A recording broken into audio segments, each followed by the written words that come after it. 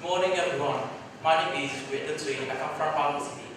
I know it's quite late now, but I hope you guys will be relaxed and be patient to listen for the rest of our presentation. And today I would like to share with you my story of language. Like many other kids, when I was a small child, I received a lot of presents from my parents.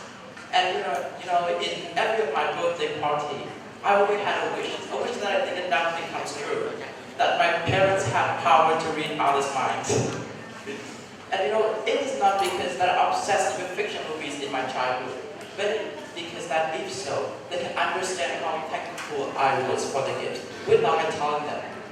I didn't know why, but when I was a kid, I kind of too shy and afraid to say thank you to others.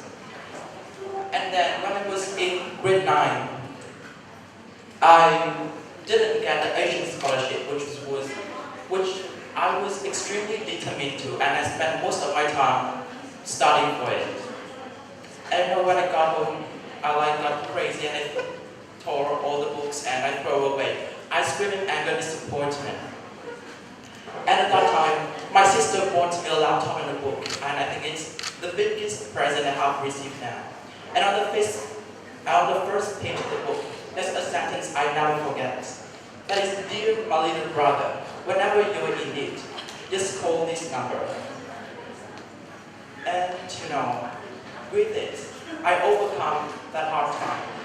And after that, I had a lot of conflict thoughts in my mind. It's like, "John, you have to tell Linda thank you to her. Because you helped you a lot in trouble time." And the other, "No, I don't need to tell you, it's very simple, you can feel it. No, you have to tell her you can do that, it's very simple, just thank you." But and in the end, I decided not to thank you. And then I discovered that it is because I didn't open my soul to others. And then 1 year later, when I was studying in grade 10, I joined voluntary club. There I traveled to a lot of villages, remote villages, to help poor and disabled children. And at first, I was so fun and really hard to talk to these children. And I had hardly any connection, emotional connection with them. And it was not until I learned body language that mirror was crushed. Body language is not verbal language. It's anything you can do that others can infer meaning. It's like if you close one eye, it maybe means that you totally agree with others. Or maybe you really appeal to me and I want to attract you. But when you sleep, when you close two eyes, it may mean that you are waiting for something really sweet. And when I use body language, I feel very free. I'm not afraid of anything. And I remember once when I met a deaf blind boy, we just sat close together, didn't talk anything. Suddenly we smiled and we hugged each other. And in the silence, I can feel his sadness and happiness in his life. This story, of course, doesn't mean that I had power to read others' minds. But it means that body language had opened the world of kindness and humanity inside me. And several months later, I met Cambodian volunteers in that village. They take a gap year in Vietnam. But the most difficult for them is to communicate with these children. They don't know Vietnamese. And more important, these children, they have many problems in their brain, and even when they speak Vietnamese, we hardly can understand. And therefore I decided to go to this village more often, to help them learn more about Vietnamese and the way to communicate with these children.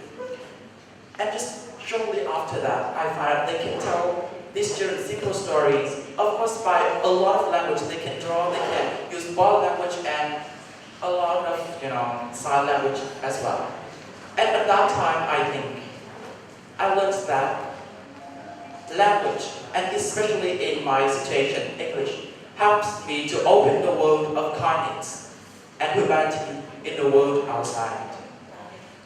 And for my story, I'd like to talk to all of you that we are very lucky one to have our own language. So let's use it. Although it is minority to the most popular language like Chinese, or English, or even the body language, written language, or spoken language, to open the world of kindness and humanity inside and outside China. Thank you. Thank you very much. And I have a question for you. In your opinion, what do you think is the most powerful body language that will help to promote kindness and humanity, as you said? Oh, well, in my situation, when I come to the villages to help the poor children, I don't learn a sign language or some kind of, sign language, but the most often body language I use is the heartbeat. Yes, and in that village, I think it's really interesting that they can't use sign language as other blind or deaf children, but they usually use heartbeat to show that they agree something or they really appreciate your presence or something like that. So you think the Vietnamese kids should know how to hug more? What? We need to learn how